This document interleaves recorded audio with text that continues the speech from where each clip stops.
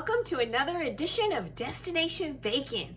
And on today's episode, we are going to make a classic favorite of cabbage and bacon.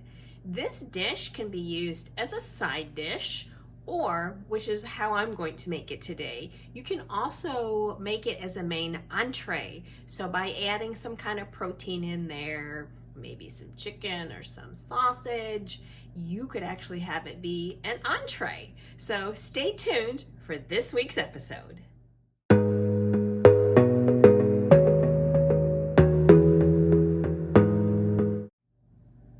Okay, and don't forget, whether this is your first visit to my channel or your 25th visit, please be sure to give me a thumbs up and subscribe. Just hit that bell notification button so you are always notified when I upload new videos. Thanks guys, I appreciate it so much. It will help me tremendously. First things first, you're going to want to take your bacon and cut it in maybe little 1/2 inch slices to fry it up. You can always just fry it and then crumble it, but sometimes I just think it's easier to cut it first. So we're going to cut it up and get it in the fry pan. While our bacon is frying, we're going to want to cut up our onions, our garlic, and our cabbage. I had a hodgepodge of items in my fridge, so I'm actually using a combination of red and white onions. And I had some leftover cabbage from a pork and cabbage stir fry. So let's get these sliced up because they're going to go in the reserve bacon grease. All right, we're going to put our cabbage in our bacon drippings. And while this cabbage looks like it's a lot, it will render down quite nicely. So you're going to want to saute that till it renders down. I'm going to give it a good mix.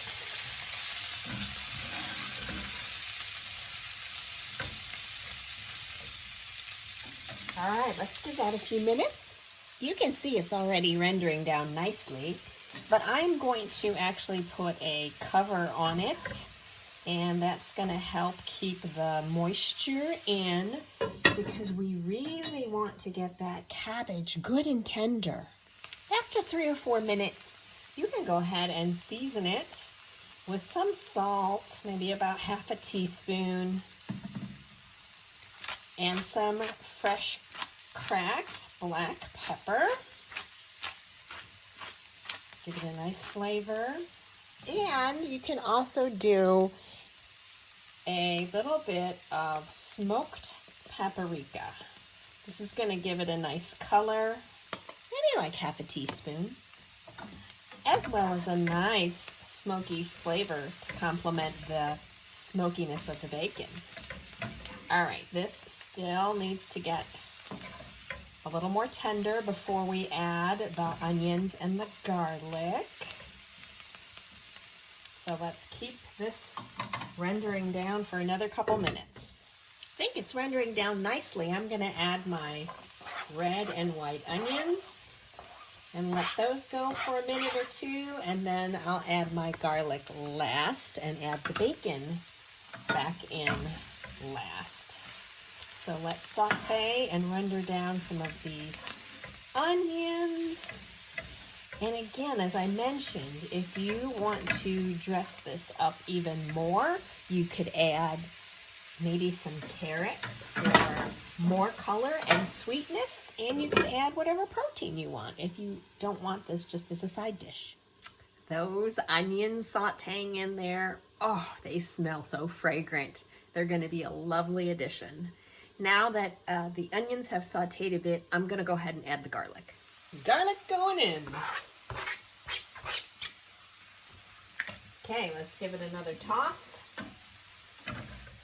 This is really going to be lovely with all this fresh chopped garlic in there. You can see how nicely the onions are starting to caramelize in with the cabbage. Let's give that a minute, and then we'll go ahead and add our bacon. We are ready for the bacon. Okay, one final toss, you guys. We're just gonna mix that all in so that the bacon can just kind of, you know, heat up and get a little warm. So I'm gonna turn the burner down to low and just let that sit less than a minute to get it all warm, and we'll do our taste test. Our bacon and cabbage dish is complete. Oh, it's steaming. It smells delicious.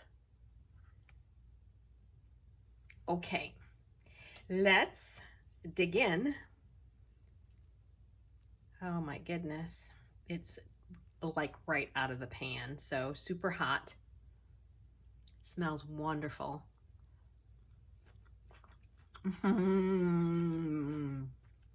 Wow. The cabbage is so tender, and you don't need a lot of salt on this because the bacon is salty. The onions, I really love the combination of the red and white.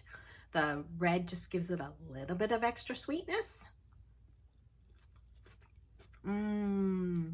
So good. The bacon is still crispy, held up even after I let it sit there and steam and get warmed up. Oh my gosh. This is super simple. Again, a great side dish. Add some protein. If you want some other veggies in there, maybe some peppers, maybe some carrots for sweetness. You know what? You control what you put in there. It is such a versatile and easy recipe. All right, guys, thanks so much for watching. If you make this, comment below. You know what to do. Let me know how you dressed it up or dressed it down and how it turned out for you. Okay, thumbs up, subscribe, and I'll see you next time. Thanks, bye.